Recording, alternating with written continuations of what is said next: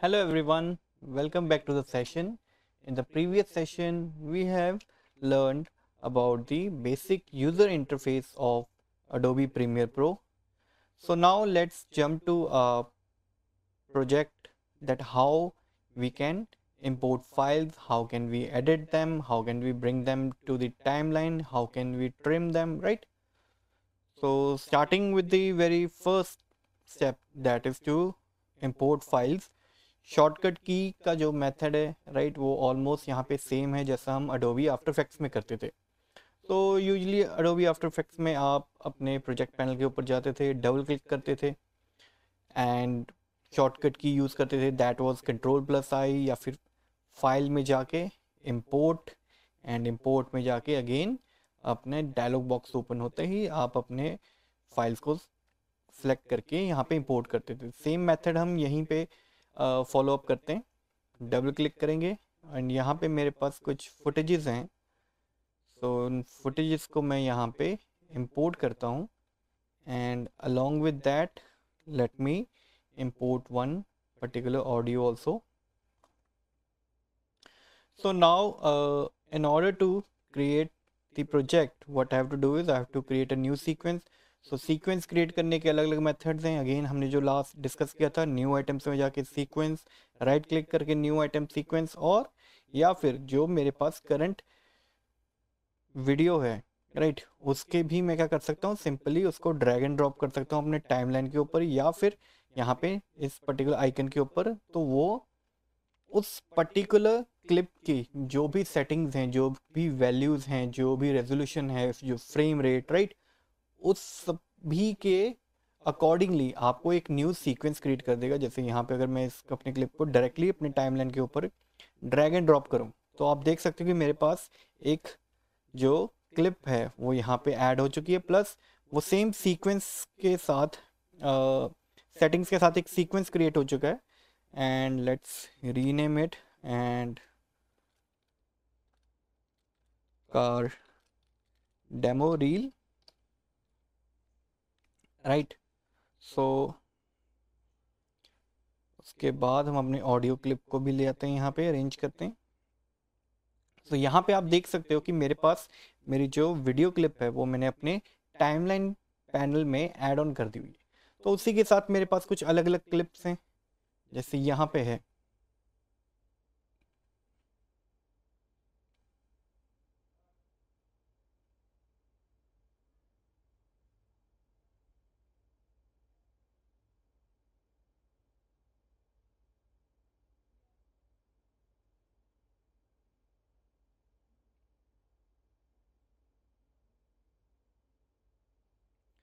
तो अगेन यहाँ पे हम अपने पर्टिकुलर क्लिप्स को क्या कर सकते हैं, इंपोर्ट कर सकते हैं। अब उसी अच्छा वो सीक्वेंस है। Now what I am going to do is I am going to import some clips. अब यहाँ पे अब क्या आप देख सकते हो कि जैसे इस ये आपको जो वैल्यू दिख रही है 901 राइट, तो यहाँ पे ये एक्चुअल में इसकी ड्यूरेशन है 9 second 1 frames, 13 seconds, 16 second 17 frames right. तो ऐसे इन सब की ड्यूरेशन है। अब whenever you're working on a project, there is a possibility that you need to import the whole raw footage into your timeline. Or what you can do is you can select that okay, I want only this much portion of my particular clip for my project, right? So उस case में हम क्या करेंगे, let's suppose यहाँ पे मेरे पास कोई भी एक क्लिप है, जैसे मैं यहाँ से ये एक क्लिप लेके आता हूँ, इसको मैं यहाँ पे प्ले करता हूँ। अगर मैं अपने माउस का कर्सर भी जो है स्क्रॉल करूँगा तो ये यहाँ से प्ले हो जाएगा, बट स्टिल अगर मैं इसको सोर्स पैनल में ओपन करता हूँ, डबल क्लिक करूँगा और ये सिंपली सोर्स पैनल में ओपन अप हो जाएगा। तो मैं अपने क्लिप का एक बार प्रीव्यू ले सकता हूँ, स्पेस बार एंड को ऐड ऑन कर सकते हैं।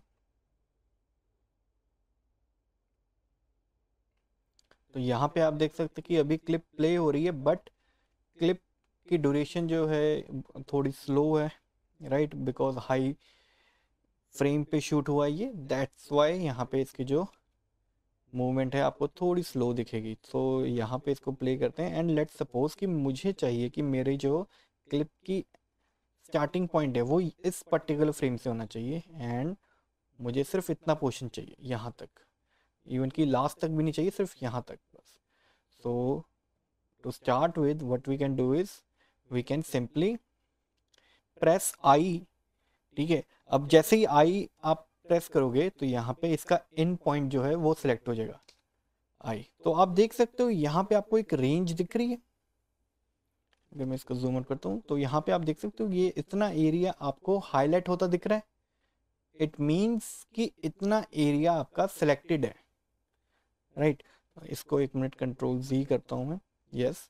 अब इसी क्लिप को अगर मैं इंपोर्ट करता हूँ, फॉर एग्जांपल मैं इसको यहाँ से ड्रैग एंड ड्रॉप करता हूँ, राइट। इस क्लिप को यहाँ से डिलीट करते हैं और इसको यहाँ पे ओपन अप करते हैं। तो आप यहाँ पे देख सकते हो जो इस क्लिप की ड्यूरेशन है that is 16 seconds and 20 frames, right. यहाँ पे आपको ड्यूरेशन दिख रही है 16 सेकेंड्स एंड 20 फ्रेम्स। इसको कुछ स्पेस आ गया था हमारा तो इसको डिलीट करते हैं, यस। नाउ अब इसकी जो एक्चुअल ड्यूरेशन है that is 16 second 17 frames, right. तो इसको अगेन मैं यहाँ पे डिलीट करता हूँ एंड अपने सोर्स पैनल पे जाता हूँ and after that my requirement is that मुझे अपने क्लिप का स्टार्टिंग पॉइंट चाहिए इस पर्टिकुलर फ्रेम से। सो मैं आई प्रेस करूँगा, that is your in point. And जैसे ही आप इन पॉइंट पे सेलेक्ट करते हो तो आपकी एक रेंज क्रिएट हो जाती है, बिकॉज बाय डिफॉल्ट ये क्या कर रहा है, जो आपका एंडिंग पॉइंट है और जो क्लिप का लास्ट फ्रेम है उसी को ये एंड पॉइंट कंसीडर करके वो आपकी एक रेंज क्रिएट कर रहा है। बट लेट्स सपोज कि मुझे अपना जो एंड पॉइंट है, ठीक है, वो भी चेंज करना है। जैसे मैं चाहता हूँ सिर्फ ये यहाँ तक विजिबल रहे, तो मैं क्या करता हूँ, ओ प्रेस करता हूँ, यहाँ पे इन पॉइंट और यहाँ पे एक आउट पॉइंट। सो जैसे इन और आउट पॉइंट पे मैं वैल्यूज ऐड करता हूँ तो आप देख सकते हो कि यहाँ पे एक रेंज आपको दिख रही है, विच मीन्स कि अब अगर मैं इसको यहाँ से ड्रैग एंड ड्रॉप करूँ, drag video only, and let's suppose इस पर्टिकुलर वीडियो में अगर किसी भी तरह की ऑडियो रहती तो उस केस में क्या होता कि सिर्फ और सिर्फ आप ऑडियो को ड्रैग करते, आपकी वीडियो क्लिप ऐड नहीं होती टाइमलाइन पे, सिर्फ और सिर्फ आपकी audio clip he add on होती। सो इसको हम यहाँ से ड्रैग करते हैं और अब जरा इसकी ड्यूरेशन देखते हैं। एरो की अप, एरो की डाउन, आपका कोई भी क्लिप है उसके स्टार्टिंग और एंडिंग पॉइंट के बीच में अगर आपने शिफ्ट करना है, जैसे यहाँ पे ये क्लिप का एंडिंग पॉइंट है तो मैं एरो की डाउन, और अगर मैं इसके बिल्कुल स्टार्टिंग पॉइंट पे जाना चाहता हूँ जहाँ से ये क्लिप स्टार्ट हो रही है तो वहाँ पे एरो की अप, राइट। सो आप ऐसे अपने क्लिप्स के स्टार्टिंग और एंडिंग पॉइंट के बीच में डायरेक्ट जंप कर सकते हैं। बाकी अगर आपको सिंगल सिंगल फ्रेम मूव करना है, मतलब एक फ्रेम आगे जाना है एक फ्रेम पीछे जाना है, इन दैट पर्टिकुलर केस आप लेफ्ट एरो की और राइट एरो की यूज कर सकते हैं। अगर आपने एक फ्रेम आगे जाना है देन यूज दी एरो की, राइट एरो की, अगर पीछे जाना है तो लेफ्ट एरो की, राइट। तो इसको हम प्ले करते हैं और यहाँ पे इसकी एक पहले बार फाइनल ड्यूरेशन देखते हैं। नाउ अब आप देख सकते हैं यहाँ पे जो ड्यूरेशन है that is 8 second 4 frames, and अभी जो ड्यूरेशन है वो पहले के कंपैरेटिवली कम है। रीज़न क्योंकि हम अभी एक स्पेसिफिक रेंज को इंपोर्ट करके लेके आए हैं अपनी टाइमलाइन में। सो अगर आपके पास n नंबर ऑफ क्लिप्स हैं, अपना काम इजी करने के लिए इंस्टेड कि आप सभी क्लिप्स को ड्रैग एंड ड्रॉप करके टाइमलाइन में लेके आओ, देन उनका प्रीव्यू लो, देन उसके बाद डिसाइड करो कहाँ से इन पॉइंट होना चाहिए कहाँ से आउट पॉइंट। सो ये सारा प्रोसेस आप अपने टाइमलाइन में ऐड करने से पहले ही अपने सोर्स पैनल में वो कंप्लीट कर सकते हो। कोई भी आप क्लिप है, which ever clip you want should be in the final project, what you can do is you can select the range on which you want that clip to be there in the timeline.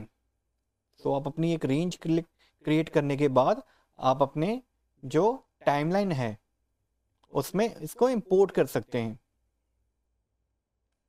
Hope so it is clear to you. So now next what we can do is let's import some different kind of clips here. अभी मैं specific इन point out point नहीं add down करूँगा।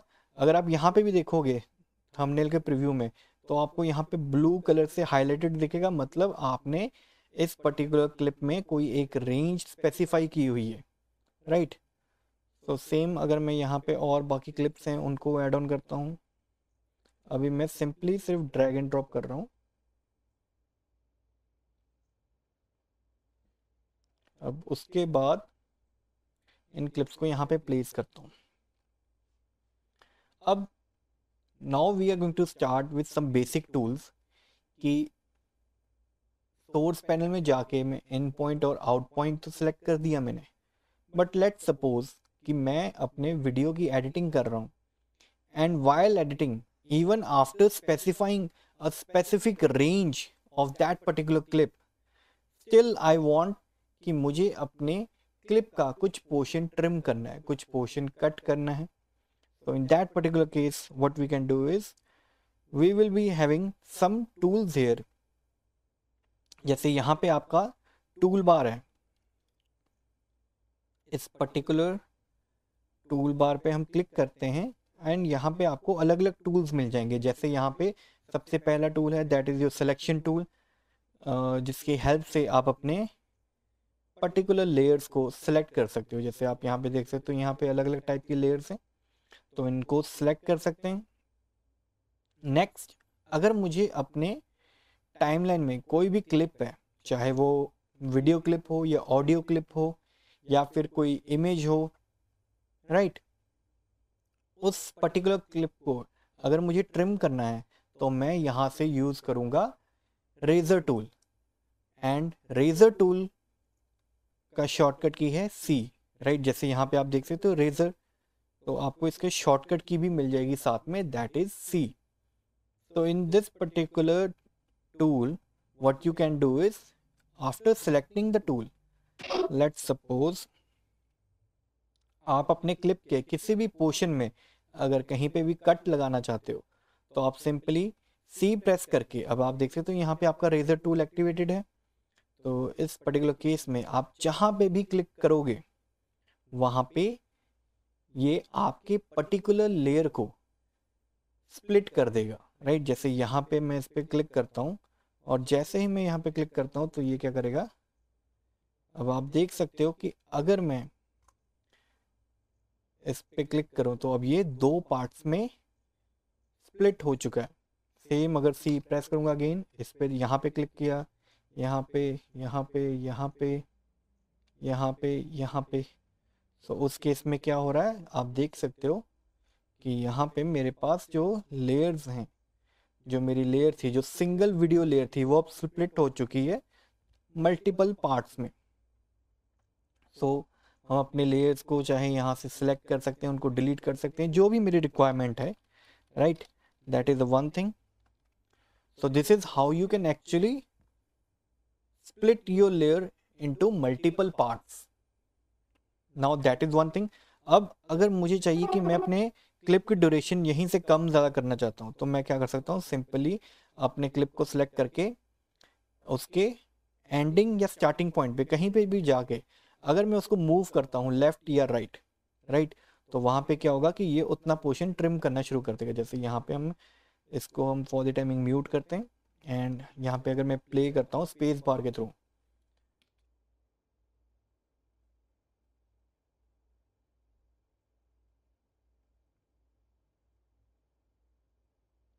Right, सो अब मैं चाहता हूँ कि ये जो मेरी क्लिप है इसकी कटिंग यहाँ तक हो जाए, राइट।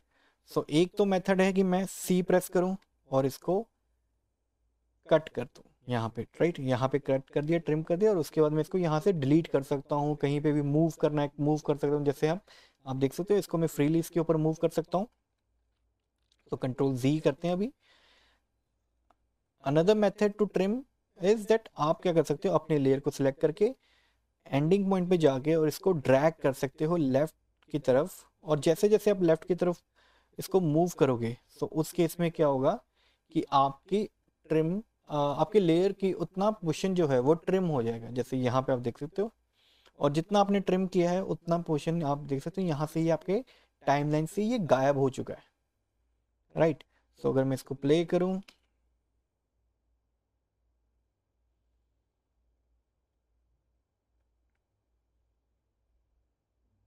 राइट। सो अभी आप देख सकते हो कुछ इसने एरिया हमारे पास ब्लैंक छोड़ दिया हुआ है।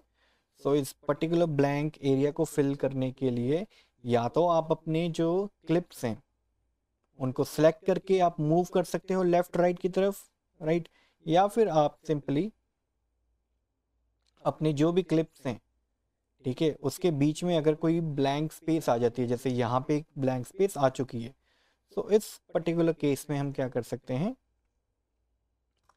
यहाँ पे क्लिक किया, देन डिलीट प्रेस करेंगे। Then in that particular case what it will do is it will automatically delete the space in between, जो भी आपका गैप है वो ऑटोमेटिकली उसको डिलीट कर देगा और आपकी जो क्लिप्स हैं वो ऑटोमेटिकली एडजस्ट हो जाएंगी। जैसे पहले क्या था कि जब मैं उसको ट्रिम कर रहा था तो इन बिटवीन क्या हुआ कि मेरे जो भी क्लिप्स हैं, राइट, ट्रिम हो गई, सेपरेट लेयर क्रिएट हो गई, एंड उसको डिलीट करने के बाद क्या हुआ कि यहाँ पे आपके पास एक ब्लैंक स्पेस आ गया। तो उस ब्लैंक स्पेस को फिल करने के लिए आप क्या कर सकते हो, सिंपली वहाँ पे क्लिक करके डिलीट कर सकते हो। That is the one option. तो again now coming back here, ये मेरे पास क्लिप है। अब यहाँ पे every time I need not to shift to a specific tool to trim a layer, right. जैसे हम क्या करते थे, सी प्रेस करता था तो मैं मेरे पास रेजर टूल आता था, बट अभी सेम टेक्निक फॉलो कर सकता हूँ मैं बाय यूजिंग अनदर शॉर्टकट की, राइट। तो यहाँ पे हम क्या कर सकते हैं, अगर मैं अपनी क्लिप को प्ले कर रहा हूँ और मुझे चाहिए यहाँ पे कट लगे इस पर्टिकुलर पॉइंट पे, right, so instead of pressing C and using the razor tool, what I can do is I can simply select this particular layer, and after that I can press Control K or Command K if you are using Mac, right। so जैसे ही मैं Control K press करूँगा ये मेरे उस specific layer के ऊपर एक cut लगा देगा। But you have to make sure, जैसे यहाँ पे अगर मैं Control Z करता हूँ, अगर आपने कोई भी लेयर सेलेक्ट नहीं की, राइट, जैसे यहाँ पे आप देख सकते हो मेरे पास एक्चुअली दो लेयर्स हैं, one is the video layer, second is the audio layer. So उस केस में क्या हो सकता है कि अगर आप कंट्रोल के प्रेस करोगे तो ये आपके जितने भी लेयर्स हैं, जैसे यहाँ पे मेरे पास वीडियो लेयर है और उसी के साथ मेरे पास एक ऑडियो लेयर है, तो ये दोनों को ही ट्रिम कर देगा। So you have to make sure कि अगर आप एक स्पेसिफिक पॉइंट पे और एक स्पेसिफिक लेयर के ऊपर ही जो अपना कट है वो ऐड करना चाहते हो, so in that particular case you have to make sure कि आपने उस लेयर को सिलेक्ट किया होना चाहिए। अगर आप उसको सिलेक्ट नहीं करते हो, एंड हो सकता है कि यहाँ पे तो हमारे पास सिर्फ एक सिंगल वीडियो लेयर है और एक सिंगल ऑडियो लेयर है, तो उस केस में क्या है कि अगर मेरे पास मल्टीपल लेयर्स हैं वीडियो की या ऑडियो की और मैंने किसी को भी सिलेक्ट नहीं किया, तो क्या होगा उस पर्टिकुलर फ्रेम में, जैसे यहाँ पे ये इस पर्टिकुलर फ्रेम में है हम, तो इस फ्रेम में अगर मेरे पास 2 4 6 क्लिप्स होती हैं वीडियो की, 2 3 क्लिप्स होती हैं ऑडियो की, ये इन सभी क्लिप्स को ट्रिम कर देगा उस पर्टिकुलर पॉइंट से।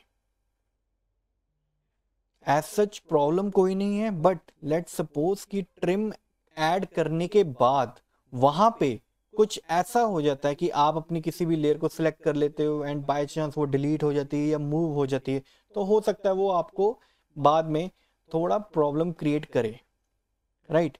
सो in order to avoid that kind of mistakes, right, always make sure कि आप अपने एक स्पेसिफिक क्लिप के ऊपर ही ट्रिम इफेक्ट लगा रहे हो, ठीक है। जहां से आप ट्रिम करना चाहते हो आप अपने उस लेयर को स्पेसिफिकली सिलेक्ट करके रखो,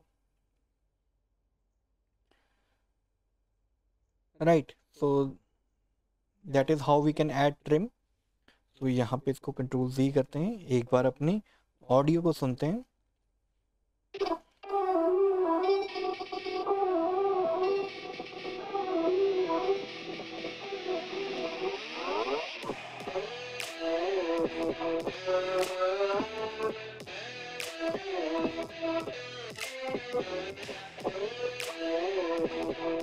चलो अभी हम सिर्फ इतना पोर्शन ही एडिट करके देखते हैं।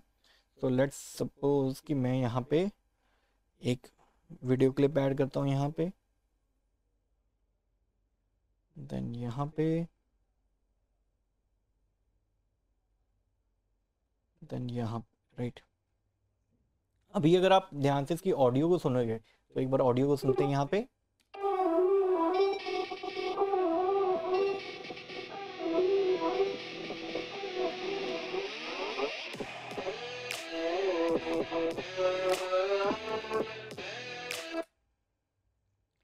तो यहाँ पे अभी जो मैं क्लिप्स यूज़ कर रहा हूँ, उन पर्टिकुलर क्लिप्स को यूज़ करने का मेरा बेसिक रीज़न है कि at the very starting point of the video मैं अपनी कार को फुल्ली रिवील नहीं करना चाहता। दैट्स वाई जो स्टार्टिंग शॉट हमने लगाया है वो हमने इंजन का लगाया है। उसके बाद जो कार के शॉट्स हैं, राइट, उसमें भी हम फुल्ली रिवील नहीं कर रहे हैं।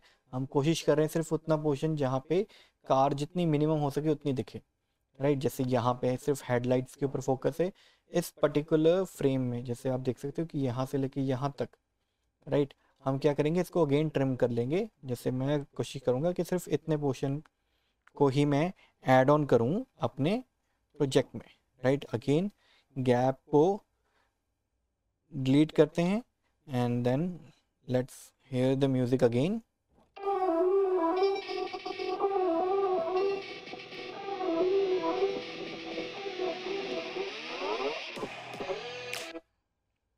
Now, if you carefully see the waveform of your particular audio, जैसे यहाँ पे ये आपको ऑडियो की वेवफॉर्म की एक रेंज दिख रही है। सो अगेन जहाँ पे भी ऑडियो की वेवफॉर्म की जो रेंज है वो चेंज हो रही है, राइट। अगर उसमें कोई सडन चेंज आ रहा है या वो ग्रेजुअली इंक्रीज हो रहा है, so in that particular case most probably the chances are कि उस पर्टिकुलर पॉइंट पे कोई न्यू म्यूजिक ऐड हो रहा है, कोई न्यू बीट ऐड हो रही है, कोई न्यू इंस्ट्रूमेंट प्ले हो रहा है, या फिर कोई न्यू डायलॉग प्ले किया जा रहा है। मतलब there is an addition to the music in that particular point. So we have to make sure कि जहां पे भी कोई न्यू बीट ऐड ऑन हो रही है, उन दैट पर्टिकुलर केस हम वहां पे भी अपनी कटिंग को बहुत ही प्रिसाइज रखें। बिकॉज अगर मैं यहाँ पे इसको एक बार दोबारा प्ले करता हूँ और देखता हूँ कि क्या आउटपुट आ रहा है,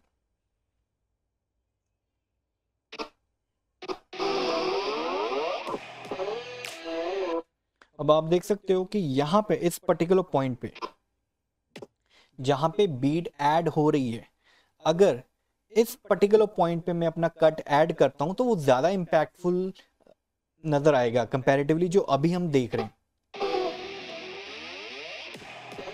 राइट। अभी आप देख सकते हो यहाँ पे एक बीट होनी चाहिए थी, बट बीट मिसिंग की वजह से आपकी जो वीडियो का इम्पैक्ट है वो काफ़ी हद तक ख़त्म हो गया। तो हम कोशिश करेंगे यहाँ पे इसको इतना पोर्शन ट्रिम करने की। सो इसको यहाँ पे ट्रिम करते हैं इतना पोर्शन, कंट्रोल के। After that going to press delete and select the gap and delete that particular gap, so that कि मेरी आगे की जितनी भी लेयर्स हैं वो ऑटोमेटिकली शिफ्ट हो जाएं, राइट। अब इसको प्ले करते हैं।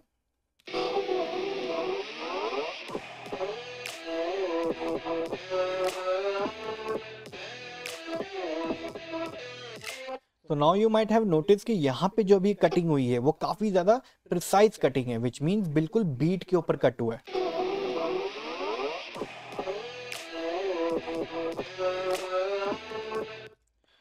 सेम सी अभी यहाँ पे मैं एज सच कोई इफेक्ट नहीं लगा रहा, बट स्टिल बेसिक कटिंग के थ्रू ही हम कैसे बीट्स के साथ प्ले कर सकते हैं उसको जरा ध्यान से देखते हैं।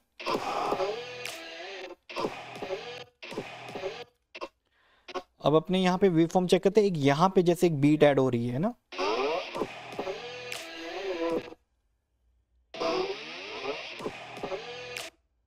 जैसे यहाँ पे एक बीट ऐड हो रही है। तो व्हाट विल डू इज कि यहाँ पे मैं क्या करता हूँ, एक इफेक्ट क्रिएट करने के लिए इसको सिलेक्ट करता हूँ, कंट्रोल के, एंड यहाँ से थोड़ा गैप, हाँ इतना गैप लेते हैं, कंट्रोल के, डिलीट किया। अब यहाँ पे आप देख सकते हो इसकी मूवमेंट में एक सडन चेंज आएगा, राइट। बट उससे पहले हम और भी बीट्स को देखते हैं। अगेन यहाँ पे भी एक बीट है, तो यहाँ पे भी एक सडन चेंज के लिए मैं क्या करता हूँ, थोड़ा गैप लेके आता हूँ और यहाँ पे इसको कट कर देता हूँ, डिलीट, राइट।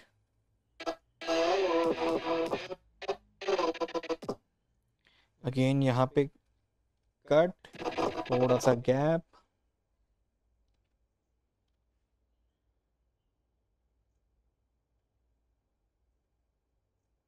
राइट। तो अभी हम इसको एक बार प्ले करके देखते हैं कि हमारे पास किस टाइप का आउटपुट आया।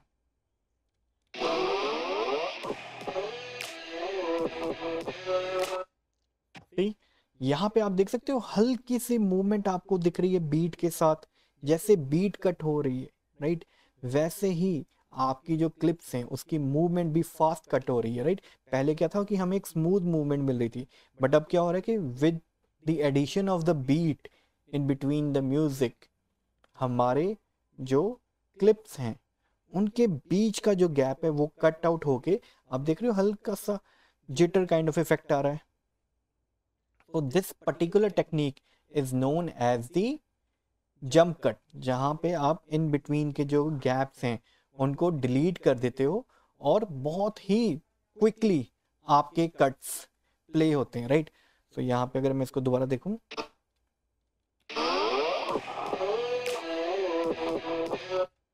right, so this is how you add different kind of effects also using a simple cutting technique, right।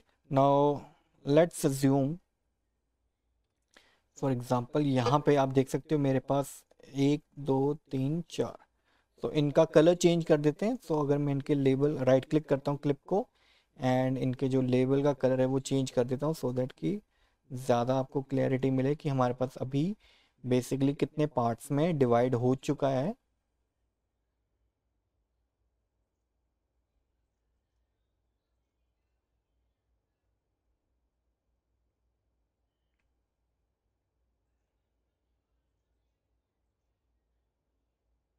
आप अपने क्लिप्स को भी बेसिकली एडजस्ट कर सकते हो, जो भी आपके पास स्पेसिफिक क्लिप है अगर आप चाहते हो कि उसको कोई कैटेगराइज करना चाहते हो तो आप अपने सिंपली लेयर को सिलेक्ट करके राइट क्लिक करके लेबल का ऑप्शन है और उसको एक स्पेसिफिक कलर दे सकते हैं एक स्पेसिफिक कैटेगरी के लिए, राइट।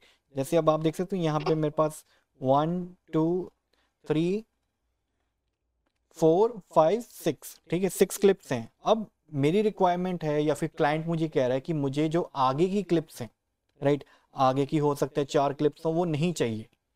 तो इन that particular case what I can do is maximum मैं अपने जो क्लिप्स को है सिलेक्ट करता हूँ और उसको डिलीट कर सकता हूँ। बट यहाँ पे क्या है कि आप देख सकते हो मेरे पास एक ऑप्शन है सेलेक्ट फॉरवर्ड टूल का, राइट। अब यहाँ पे आपको अगर आप इसको होल्ड करोगे लेफ्ट माउस बटन के साथ तो आपको एक ऑप्शन मिलता है track select forward tool and track select backward tool. So इस पर्टिकुलर टूल की हेल्प से आप अपनी कोई भी एक स्पेसिफिक रेंज स्पेसिफाई कर सकते हो। जैसे यहाँ पे अगर मैं इसको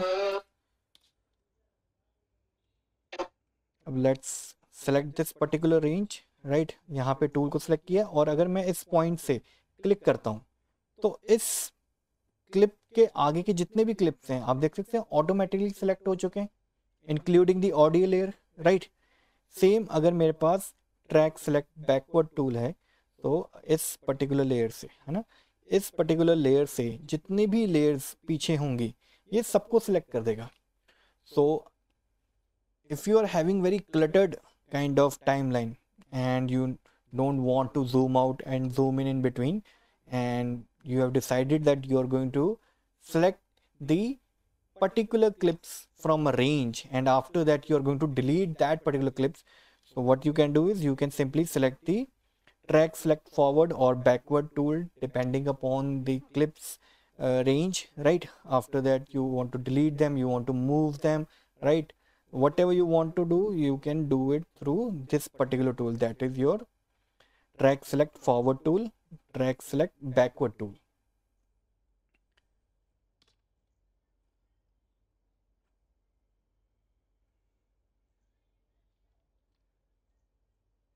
so let's add another clip here।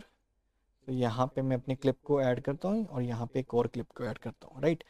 अभी मेरे पास एक यहाँ पे ऑप्शन आ रहा है ripple edit tool, right.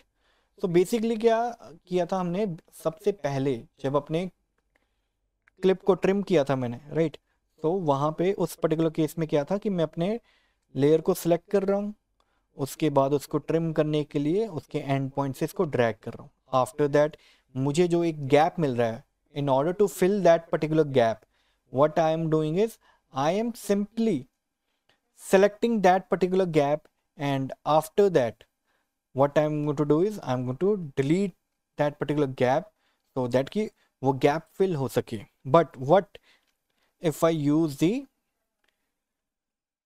ripple edit tool, right? अगर मैं इसको यूज़ करता हूँ, so अगर मैं इसको इसके एंड पॉइंट पे रखता हूँ और इसको अगर मैं लेफ्ट की तरफ ट्रिम करता हूँ या राइट की तरफ, राइट, एंड जैसे एंड पॉइंट से मूव कर रहा हूँ, तो यहाँ पे उतना पोर्शन तो वो ट्रिम कर ही रहा है, बट अलॉन्ग विद दैट आपके पास क्या एक बेनिफिट है इसको यूज़ करने का। जैसे मैं अपना लेफ्ट माउस बटन रिलीज करता हूँ, नाउ यू सी इसने मेरी करंट क्लिप की जो ड्यूरेशन है वो तो कम की है, बट आफ्टर दैट जो गैप यूजुअली हम क्रिएट कर देते हैं या फिर जो गैप क्रिएट होता है उसको भी ये क्या कर रहा है, ऑटोमेटिकली फिल आउट कर रहा है, राइट।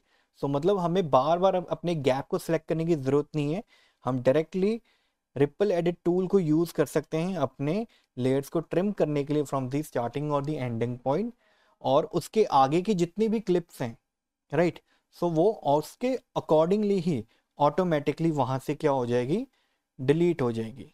वो उतना गैप क्रिएट ही नहीं करने देंगे, वो उसको अपने साथ ही मूव ऑन करती रहेंगी। That is one method. Again इसी के साथ मिलता जुलता एक और मेथड है। लेट्स सपोज मैंने अपने जो टाइमलाइन पे एक क्लिप है, यहाँ पे कट ऐड किया। आफ्टर एडिंग द कट मैं अगर इसको डिलीट करता हूँ, यूजुअली डिलीट करता हूँ तो एक गैप क्रिएट होता है, जैसे यहाँ पे क्रिएट हुआ है। Now my requirement is that if I am going to delete this particular clip, I don't want any kind of gap, right. In order to achieve that, what I can do is select the clip and after that press shift plus delete. So now you can see जब उसने layer को delete किया उसी के साथ साथ उसने क्या किया, जो गैप यूजुअली क्रिएट होता था उस गैप को भी उसने फिल आउट कर दिया, right. Now let's play the video clip. इस पर्टिकुलर वीडियो को प्ले करते हैं तो यहाँ पे आप देख सकते हो कि इसकी मूवमेंट कुछ ऐसे है। अब हमने अपनी क्लिप को थोड़ा बहुत ट्रिम किया था, बट मेरी रिक्वायरमेंट क्या है कि मैं चाहता हूँ कि इस क्लिप की थोड़ी मूवमेंट जो है, आगे का जो पोर्शन है, मैं इसकी ड्यूरेशन नहीं चेंज कर रहा, राइट। जो भी इसकी करंट ड्यूरेशन है मैं चाहता हूँ उसी ड्यूरेशन में क्लिप का जो आगे का कुछ पोर्शन था वो विजिबल हो, राइट। सो उस केस में मैं क्या कर सकता हूँ, यहाँ पे स्लिप टूल ले सकता हूँ एंड आफ्टर दैट जैसे हम लास्ट फ्रेम यहाँ पे रखते हैं, एक फ्रेम पीछे जाते हैं। सो यहाँ पे ये इसका करंट फ्रेम है। अगर मैं अपने स्लिप एडिट टूल पे इसको मूव करता हूँ तो ये क्या करेगा, अपने आप उस क्लिप की जो आगे की ड्यूरेशन है उसको मूव करता रहेगा, विच मीन्स कि आप बिना अपने क्लिप की ड्यूरेशन चेंज किए अपने क्लिप का जो स्टार्टिंग और एंडिंग पॉइंट है वो चेंज कर सकते हो, अगर आपने अपनी क्लिप को ट्रिम किया है तो। अगर आपने क्लिप को ट्रिम नहीं किया उस पर्टिकुलर केस में स्लिप एडिट टूल वर्क नहीं करेगा, बिकॉज आपकी जो रेंज है वो अभी फुल्ली ऑक्यूपाइड है। सो अगर आपने क्लिप को ट्रिम किया है और आप उसके बाद स्लिप एडिट टूल यूज़ करते हो तो उस केस में आप अपने क्लिप का स्टार्टिंग और एंडिंग पॉइंट वो चेंज कर सकते हो। जैसे आपने देखा होगा पहले थोड़ा हमारे पास वाइड था और अब ये थोड़ा क्लोज है। अगर मैं इसको और मूव करूं, जैसे ये लास्ट पॉइंट है तो ये नहीं कर रहा, राइट। तो लेफ्ट साइड पे जो आपको ऑप्शन दिख रहा है उस पर्टिकुलर केस में वो आपको दिखा रहा है कि पहले आपकी क्लिप का एंडिंग पॉइंट क्या था, और अभी राइट हैंड साइड पे आपको दिखेगा कि अब आपके क्लिप का एंडिंग पॉइंट क्या है, right. So this is how you can simply change the starting or end point of your particular clip without disturbing its original duration। कि हो सकता है कि मुझे अपने पूरे प्रोजेक्ट में सिर्फ उतना ही गैप मिल रहा है उस पर्टिकुलर शॉट के लिए, जैसे 2 सेकंड का गैप हो सकता है, 3 सेकंड का या 4 सेकंड का। अब मैं अपने उस गैप को नहीं छेड़ सकता, maybe due to XYZ reason. So in that particular case, what we can do is we can simply use the flip tool and change the starting and ending point of our particular clip. इसी के साथ हमारे पास कुछ और भी tools हैं, but उनका proper use हम आगे जाके करेंगे कि कैसे हम उसको इफ़ेक्ट्स के लिए यूज़ कर सकते हैं, कैसे हम उसको ट्रांजिशन के लिए यूज़ कर सकते हैं। So I think so it was clear from today's session that what is a razor tool, how to use the razor tool, how to add trim, how to split your particular layer into two different parts, how to use the ripple edit tool, right? How to delete that particular gap, how to prevent creating that particular gap in between the clips. So that was all for today's session. See you guys in the next class.